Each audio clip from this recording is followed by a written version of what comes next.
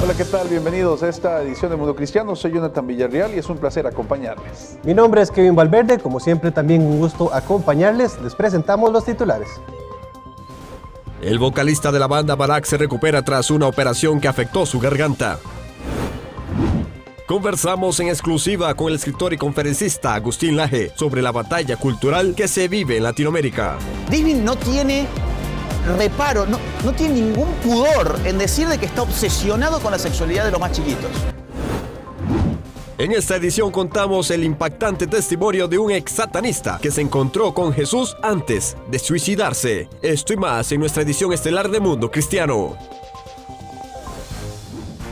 Impensable, así fue el resultado de la enmienda constitucional que se realizó en Kansas para endurecer las restricciones del aborto. ¿Por qué sucedió este resultado? Veamos el material elaborado por nuestra compañera Angie Zamora. Ha sido un revés inesperado. Los votantes de Kansas enviaron un mensaje impensado sobre su pretensión de preservar el aborto, rechazando una medida electoral a principios de agosto en un estado conservador con profundos lazos con movimientos pro vida. Los defensores de Kansas esperaban que los electores aprobaran una propuesta de enmienda constitucional que anulara una decisión del Tribunal Supremo del Estado de 2019, que declara el aborto como un derecho constitucional y que habría permitido a la legislatura controlada por los republicanos endurecer las restricciones o prohibir el procedimiento por completo. Por su parte, los defensores de la vida atribuyen que la desinformación tuvo gran culpa en esta derrota. Sí, la malinformación dio fruto a tomar esas decisiones en ese estado por la simple razón que decían que iban a acusar a la madre si la madre tenía una pérdida natural, que es lo que se dice aquí un miscarriage. Eso no es verdad. Que si había un embarazo ectópico, que iban a culpar a la madre, cuando un embarazo ectópico se entiende que no hay manera ni que sobreviva esa criatura. Eso no es considerado un aborto. Entonces empezaron a poner miedo, lo que es la violación, lo que es el incesto, cuando eso es un 0.8% de los abortos. Entonces la media se encargó de mal informar a las personas que eso llevó a tomar esa decisión. El país siguió de cerca la votación, ya que fue la primera oportunidad para que un estado se pronunciara sobre el aborto desde la sentencia Dobbs del Tribunal Supremo de Estados Unidos en junio, que anuló el caso de Roe contra Wade. Tristemente, la media está llena de los anuncios que hay mucho dinero envuelto en eso, en anuncios políticos, donde dicen, quieren quitar el derecho a la mujer. Cuando a la mujer tú le dices que te quieren quitar el derecho de qué, no dicen el derecho de qué, el derecho de matar, porque no hablan del aborto como lo que es el aborto, sino es como que han puesto la maternidad como algo horrible, como algo que quién te puede forzar a ti a ser madre. Y ese es el mensaje que están constantemente bombardeando las redes sociales. Una de las mayores preocupaciones tras el fallo de la enmienda es que allane el camino para que las mujeres que quieren realizarse un aborto en los estados vecinos que lo prohíben decidan irse a Kansas. Sin embargo, los Provida sostienen que seguirán luchando para que en cada estado existan clínicas de embarazo para que un ser inocente tenga derecho a nacer. Fíjate que Dios tiene un plan perfecto, por eso es que las clínicas de embarazo en toda la nación son tan importantes. Estamos recibiendo mujeres de Texas donde ya tienen más de 6 semanas y vienen aquí a Miami pensando que nosotros somos un abortuario. Y entonces Dios le da no solamente esa oportunidad de que no se lo hicieron en Texas, sino que vienen aquí y nosotros tampoco, como no hacemos aborto, y se salva esa criatura. Así que yo tengo esperanza de que en Kansas y en todos los estados existan clínicas de embarazo como las de nosotras para ayudar a estas mujeres que sí van a ir buscando aborto de otros estados donde el aborto va a ser ilegal. Otros estados están preparados para votar sobre el aborto este año. Kentucky intentará añadir un lenguaje similar a su constitución estatal. Los votantes de Michigan y Vermont considerarán la legislación para terminar con un embarazo. Más del 85% de las mujeres que vienen a nuestras clínicas están buscando un aborto y más del 92% escoge vida para su bebé. Lo que quiere decir que las mujeres de verdad no son informadas cuando entran en un abortuario. No les dan ninguna opción. ¿Por qué? Porque hay dinero de derramamiento de sangre inocente, hay dinero por el medio. Pero aquí no hay nada escondido. Aquí nosotros lo único que les decimos es que Dios las ama tanto y que ella es tan importante para tantas personas que nos apoyan a nosotros para poder ayudarla a ella.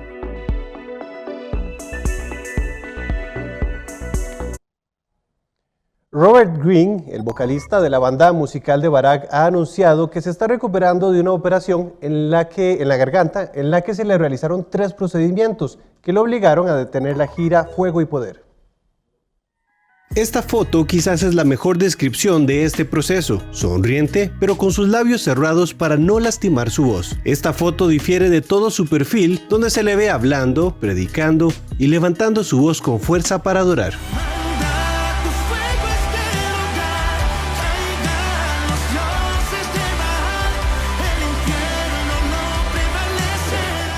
Robert Greene, vocalista de la banda Barack, se recupera paso a paso de una operación que afectó su voz y lo tuvo por más de una semana sin hablar por recomendación de su médico. Y es que, según contó anteriormente desde sus redes sociales, llevaba años con un dolor que le molestaba al cantar. Luego de 2 años ministrando, viajando por el mundo, decidí visitar a mi médico nuevamente y me topé con la sorpresa de que debajo de mis cuerdas vocales tenía una masita que era la que provocaba todo esto. A pesar de que el cantante afirma que no tiene nada que ver con las cuerdas vocales, igual le afectaba directamente. Además, añadió que esta situación, más la pérdida de su madre, le habían generado cuadros de taquicardia por estrés. A veces me dolía la garganta, no por nada que tuviera en la garganta, sino por esa tensión entre los músculos de querer llorar, y hay gente, y en la guagua, y en el tour, y en el avión, tragarme ese momento duro. Eso causó más tensiones en mis cuerdas, ¿no? en mis músculos que me ayudan a producir el sonido. Y esto hizo que, tuviera un poquito más de inflamación en los músculos, que provocó que mi médico de cabecera dijera: mira, necesitas un descanso. Y así se sometió a una operación en la que se le realizaron 3 procedimientos que lo obligó a detener la gira Fuego y Poder. Quiero agradecer a todos los productores, a todos los que nos producen eventos, porque tuvimos que posponer nuestras fechas de todo el mes de agosto y a mediados de septiembre, porque necesito un mes para este proceso. Horas después subió un video en el que se le puede ver entubado y saludando después de la operación. En la descripción detalla lo que se le realizó, el inicio de un proceso que él asegura terminará con una fiesta de adoración. Después de esta recuperación comenzaremos una fiesta de adoración, dándole gracias a Dios por lo bueno que él ha sido. En esta foto el cantante marcaba su 8º día sin hablar. Aunque ya el médico le permite usar su voz, aún el proceso de recuperación continúa, en el que, según sus palabras, planea callar más porque es saludable para la voz y también da fuerza a su espíritu. Vamos a hacer una pequeña pausa y al volver les presentamos una entrevista con Agustín Laje.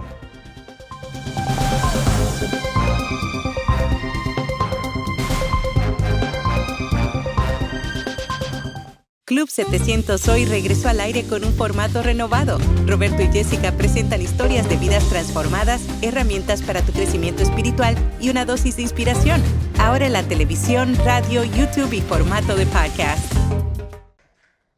Continuamos con más de Mundo Cristiano. Tuvimos la oportunidad de sentarnos a conversar con el reconocido escritor y conferencista Agustín Laje. Él nos contó por qué es tan importante para él que los cristianos peleemos lo que él llama la batalla cultural. La batalla cultural busca dominar los elementos de la cultura, porque a través de la cultura nosotros vemos el mundo y a través de cómo vemos el mundo nosotros actuamos en el mundo. Disney no tiene reparo, no tiene ningún pudor en decir de que está obsesionado con la sexualidad de los más chiquitos. Toda la agenda cultural se la dieron a las izquierdas. Y las izquierdas hicieron de las universidades, de los colegios, de los medios de comunicación, de la música, del arte. Digo, han penetrado en todos estos ámbitos y las derechas no les importó. Vamos a ser sinceros, no les importó en absoluto. Y por eso es que su éxito fue muy efímero.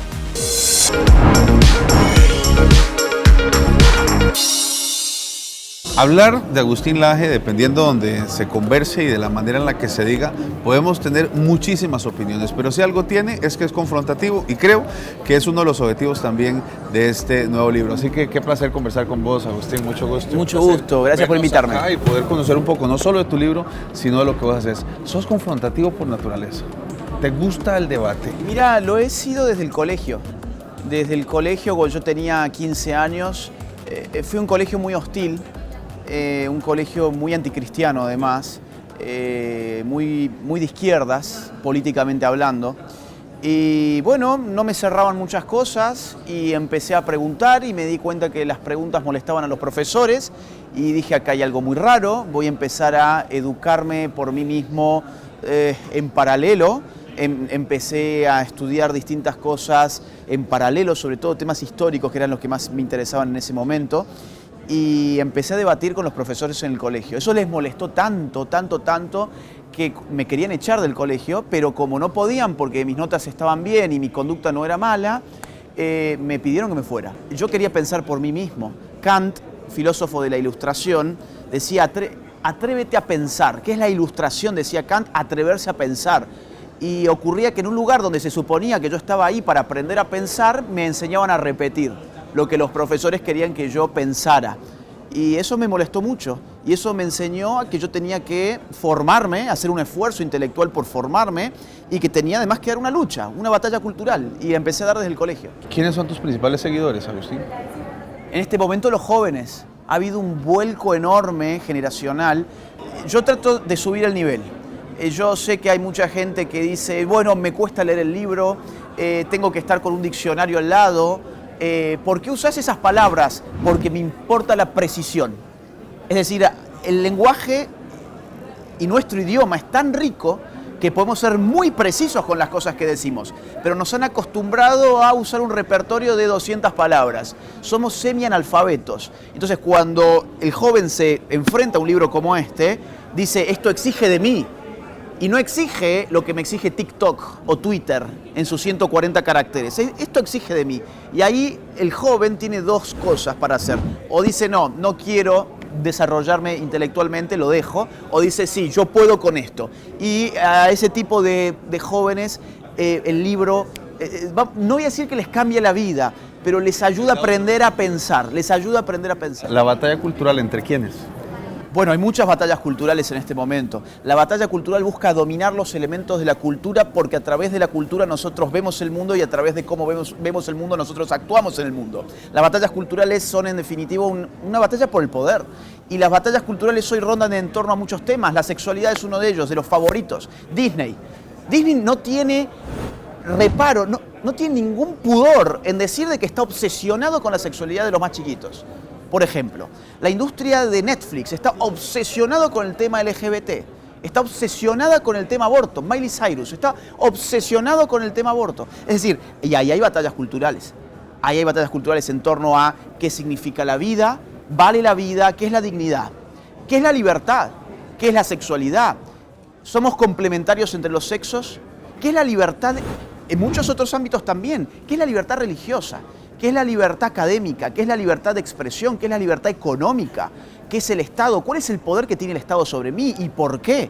¿Cuál es la legitimidad de un gobernante? Ahí hay batallas culturales. Ahí hay distintas posiciones que se enfrentan en argumentos, ¿sí? No son enfrentamientos armados, son enfrentamientos del discurso y hay vencedores y vencidos que van ajustándose a sus propias relaciones de fuerza. Sí, ¿por qué la derecha abandonó la cultura? La abandonó porque pensó que la economía era equivalente a la política. Pensó que la política era un asunto de mantener un orden económico estable. Y ocurre que mientras la derecha hacía cuentas, la izquierda hacía cuentos. Y a los hombres les interesan mucho los cuentos. El hombre no vive solamente de números, vive de palabras. y la derecha se alejó de las palabras, armó sus gráficos de barra, nos mostró qué bien que funcionaba la economía chilena, y la economía chilena funcionando tan bien como funcionaba se vino abajo porque le cambiaron la cultura. Entonces la política tiene que ver con la economía, pero también tiene que ver con la cultura, tiene que ver con las cuentas y tiene que ver también con los cuentos. Tuvimos una intención de cambio en América Latina, muchas opciones de derecha que podían ver, pero algo pasó. ¿Qué sucedió? Pasó que no eran derechas genuinas, eran derechas solamente interesadas en mantener el sistema capitalista en pie. Toda la agenda cultural se la dieron a las izquierdas, y las izquierdas hicieron de las universidades, de los colegios, de los medios de comunicación, de la música, del arte, de las series, del entretenimiento en general. Se hicieron de las familias, penetraron en iglesias. Es decir, a ver, uno entra hoy en Amazon y ve, por ejemplo, la Biblia gay. Hay toda una corriente teológica, la teología queer. O sea, digo, han penetrado en todos estos ámbitos y las derechas no les importó. Vamos a ser sinceros, no les importó en absoluto. Y por eso es que su éxito fue muy efímero. Ahora, en este libro, ¿qué puedo encontrar como lector necesitado de tener más argumentos, de más información? Porque a través de la cultura nosotros vivimos. Nosotros no vivimos como partículas en el vacío que actúan independientemente de un contexto. Nosotros actuamos desde nuestros valores, desde nuestras creencias, de nuestras normas, desde nuestro lenguaje. Te pongo un ejemplo muy rápido. Cambiar lo que significa aborto de asesinato de un hijo por nacer a interrupción por la interrupción del embarazo habilita la conducta del aborto sin levantar barreras morales. O sea, simplemente cambiando palabras. Entonces, este libro te va a mostrar por qué la cultura es muy importante hoy para tu vida, para la vida de la sociedad, para la política, y cómo hacer para convertirte en un guerrero cultural y hacer algo sobre la cultura. ¿Qué está logrando este libro? Me contabas de impresionantes yo creo que logros. Está cambiando el paradigma de lo que debería ser una derecha con valores, y está despertando en ese sentido a padres de familia, a hijos, a jóvenes, a estudiantes, a abuelos, docentes, pastores, a mucha gente que en sus distintos ámbitos se da cuenta: yo también tengo un rol acá cultural y tengo que hacer algo con esto. Agustín, gracias, que te siga yendo muy bien en todo lo que estás haciendo y que el libro se convierta en un éxito más de lo que está haciendo. Además vienen otros libros que eso vamos a estar hablando más. El año que viene otro.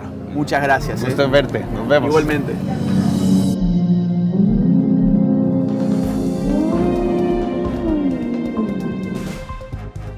Más adelante les mostraremos el impactante testimonio de un ex satanista que se encontró con Jesús antes de suicidarse.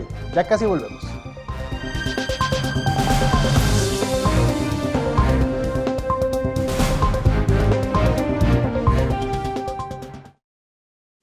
La mejor noticia es que aunque la vida tiene momentos duros, fui la vergüenza de Las Vegas. La más grande vergüenza que alguien haya pasado en Las Vegas es Olga Briskin cuando Juan Gabriel la planta. siempre puede mejorar. Entonces Dios no solamente me salvó la vida, sino que me libró de la cárcel. Solo hay que decidirse por el camino correcto. Cuando no quieres tu vida y empiezas a entregar tu vida por otras personas, ahí es en donde te das cuenta que vale la pena vivir. Lo que puede suplir Dios, nadie en este mundo lo puede suplir. De rodillas y le dije: Señor, si me dejas salir de aquí un día, yo te prometo que me voy a dedicar a ti y voy a dedicarme a la música, que es lo que tú me has dado. Conéctate a Vive Más y experimenta las historias de personas que descubrieron que vivir es mucho más que existir. El amor humano sin Dios no es suficiente para que una relación perdure. Búscanos como Vive Más TV en Facebook y llénate de vida.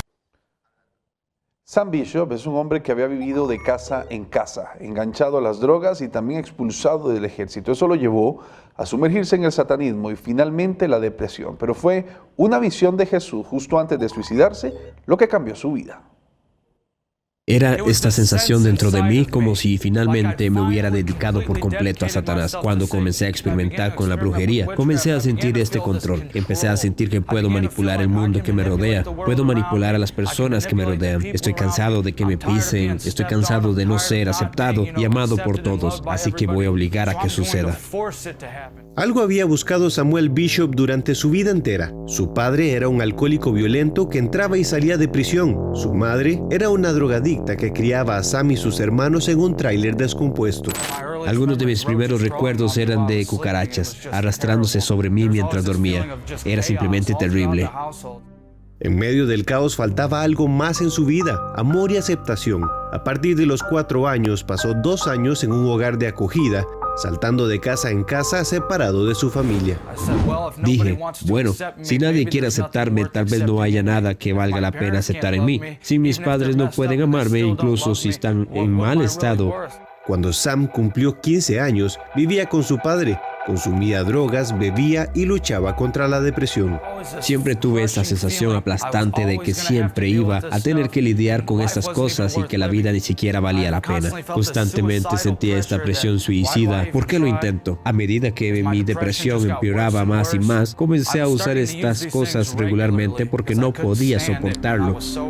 Después de la escuela secundaria, se alistó en el ejército tratando de encontrar su camino en la vida, pero fue dado de baja después de solo 2 meses. Realmente estaba atacando a la gente, me peleaba con la gente. Me decían, no estás mentalmente apto para ser soldado debido a tus problemas de abuso de sustancias, porque tu depresión y tu ansiedad son muy graves. Samuel se mudó con su papá y comenzó a trabajar como conserje en una escuela secundaria. Agregó metanfetamina y heroína a su cóctel diario de drogas. También comenzó a involucrarse en relaciones tóxicas con mujeres donde las drogas y la violencia eran la norma. A los 19 años pensó que estaba más allá de la esperanza. Incluso creía mentiras acerca de Dios. Dios te ama solo mientras te va bien, solo mientras te va bien. En el momento en que te pasas de la raya, Dios quiere derribarte y destruirte. Entonces pensé que era muy difícil, que ni siquiera quiero molestarme en intentarlo, porque las expectativas de Dios son demasiado altas para mí. Fue entonces cuando conoció a una mujer que era una gran sacerdotisa Wicca, que lo introdujo en las prácticas ocultas de la nueva era. A través del satanismo pensó que había encontrado el control y la autoestima que siempre quiso. Había manifestaciones como que las cosas se movían, hacía un hechizo o un ritual o algo así y veía que algo sucedía como resultado y pensaba, hombre, tengo el control, pero me encantaba ese sentimiento de tengo poder, tengo la capacidad de hacer algo. A principios de diciembre del 2018 hizo un pacto de sangre dedicándose a Satanás. De inmediato supo que era un error. En este momento sentí un vacío total, un agujero total, como si no hubiera nada en mí. Pensé, está bien, no hay más perdón, ahora te vas al infierno. A la mañana siguiente, Samuel decidió que se quitaría la vida al final de ese día. Entonces, mientras se dirigía al trabajo, sucedió algo sobrenatural. Tenía esta imagen mental, era la cosa más loca del mundo, era Jesús. Empecé a sentir que tal vez Él me perdonará y que de alguna manera encontraré el perdón y que me sentiré realmente mal, solo ser como suciedad para Dios. Más tarde, tan pronto como llegó a casa, buscó en internet versículos de la Biblia que le ayudaran a renunciar a Satanás. Empecé a pronunciar estos versículos como Dios hará que pise serpientes y escorpiones y sobre todo el poder del enemigo. Tomé todas mis cartas del tarot, todo mi incienso, mis libros de brujería, los saqué afuera y los tiré. Y me caí de bruces afuera y dije, Dios, sé que no me merezco ser perdonado. Le dije, pero si quieres perdonarme, te lo pido a Dios. Necesito ayuda, necesito una nueva vida. Cuando entré, sentí la nueva presencia en la habitación y dije, esto es muy diferente, no es pesado aquí, no hay depresión, me siento vivo, me siento emocionado y siento que tenía este futuro que espero con ansias. Samuel dijo que se liberó instantáneamente de sus adicciones y se curó de una enfermedad mental. En el momento en que vine al Señor, todo eso se disipó y supe que estaba perdonado, supe que estaba limpio. Y por primera vez, sentí amor y este gozo de Dios. Recibí esa aceptación y fue diferente a todo lo que había tenido en toda mi vida. Fue tan gratificante, fue tan maravilloso y supe que era una persona nueva. Hoy Samuel está casado con Samantha y es un pastor de jóvenes ordenado. Dirige un hogar de ayuda para hombres con adicción administrado por su iglesia. También está involucrado en la evangelización y consejería. Simplemente agradezco a Dios por todo lo que ha hecho en mi vida y es una bendición poder llegar a la gente. No importa cuán lejos de Dios estés, cuánto te hayas rendido a Él, siempre puedes volver a Jesús. El artista cristiano Israel Houghton y su esposa Adrienne Bailey Houghton anunciaron el nacimiento de su primer hijo a través de un vientre de alquiler, después de casi 6 años de luchar por quedar embarazados. La pareja dio a conocer la hermosa noticia a través de sus redes sociales el 16 de agosto. El conmovedor mensaje de la mujer de 38 años estuvo acompañado de una dulce fotografía en blanco y negro de ella e Israel abrazando a su hijo recién nacido envuelto en una manta blanca. Nuestro bebé está aquí y estamos muy enamorados. Si has seguido nuestra historia de amor, sabes que nuestro camino hacia el bebé ha sido muy desafiante, pero Dios es fiel a su palabra y a sus promesas. Es una imagen que vale más que 1000 palabras. La pareja dio la bienvenida a su bebé, Ever James, a través de un vientre de alquiler después de batallar durante casi 6 años. El nacimiento fue una sorpresa total para el público, puesto que Adriane, quien ha sido abierta sobre sus luchas por convertirse en madre, compartió que ella y su esposo han orado en silencio mientras esperaban este magnífico secreto durante los últimos 9 meses. Él vale cada lágrima, cada decepción, cada oración retrasada, cada ciclo de fertilización in vitro, cada aborto espontáneo, todo lo que sentimos es alegría y un amor y gratitud abrumadores. La pareja se casó en noviembre de 2016 durante una ceremonia privada en París, Francia, e hizo planes para formar una familia 2 años después. Posteriormente, Bailon compartió que quedar embarazada no fue tan fácil como esperaba. La presentadora de televisión compartió estas palabras en el programa de entrevistas The Real en 2018. El hecho de que muchas mujeres no queden embarazadas de inmediato, y pienso que para mí no ha sido nada fácil y no ha sucedido de esa forma, he tenido que estar en paz y pensar que será en el tiempo de Dios y saber que debo tener fe en todo esto, pero puede ser bastante desalentador y frustrante. Adriane continuó agradeciendo a Dios, a su ángel sustituto y a todos sus amigos y familiares que han estado con ellos mientras se embarcaban en este viaje hacia la paternidad. Ahora los felices padres celebran y esperan un futuro criando a su hijo. En Mundo Cristiano queremos ampliar el número de ciudades desde las que le contamos el resto de la historia. Es por eso que estamos buscando más corresponsales que sean parte de nuestra familia. Si usted está interesado, aquí le dejamos esta información. En Mundo Cristiano queremos aumentar las ciudades desde las cuales le informamos sobre lo que sucede con la iglesia en América Latina y el mundo. Desde Bogotá, Colombia, informó para Mundo Cristiano Angélica Pacheco. Les reporta Leonaibet Díaz para Mundo Cristiano desde la ciudad de Caracas, Venezuela.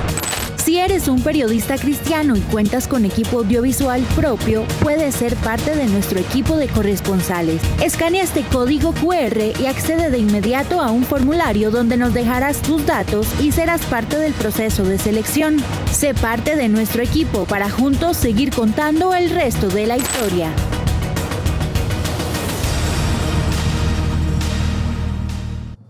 Muchas gracias por habernos acompañado en esta edición de Mundo Cristiano. Los esperamos en 8 días con más información. Bendiciones.